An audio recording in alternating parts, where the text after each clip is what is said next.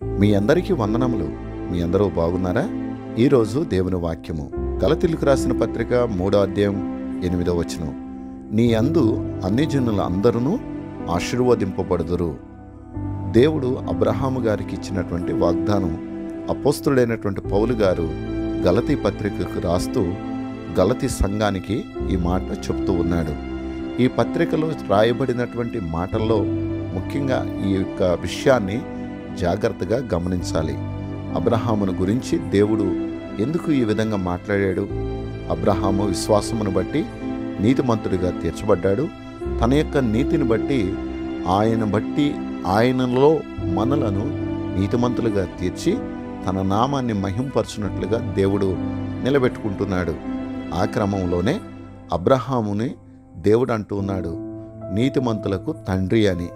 నిజమే, ఆయనను బట్టే లోకములో నీతి అంటే ఏంటో బయలుపరచబడింది. ఎలాంటి విశ్వాసము కలిగి ఉండాలో, ఎలాంటి నమ్మకం కలిగి ఉండాలో, ఏ విధంగా దేవుని మీద ఆధారపడి ఉండాలో, దేవునితో ఎలా అంటగట్టబడి ఉండాలో, దేవునితో ఎలాంటి సహవాసం చేయాలో అబ్రహాము గారి ద్వారా లోకానికి అర్థమైంది. అయితే ఈరోజు యేసునందు విశ్వాసం ఉంచటమును బట్టి మన జీవితంలో కూడా అబ్రహామును బట్టి మనం నీతిమంతులుగా తీర్చబడినట్లుగానే ఆయన సంతానమే మనము కూడా అవుతామని దేవుని వాక్యం సెలవిస్తుంది.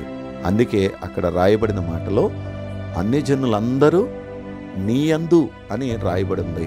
అబ్రహామును బట్టి ఈరోజు అన్ని జనులమైనటువంటి మనము కూడా నీతిమంతులుగా తీర్చబడి పరిశుద్ధుడైన దేవుణ్ణి, పవిత్రుడైన దేవుణ్ణి, మహోన్నతుడైన దేవుణ్ణి, మహాగణుడైనటువంటి దేవాది దేవుణ్ణి స్తుతించే అర్హతను మనం పొందుకున్నాం.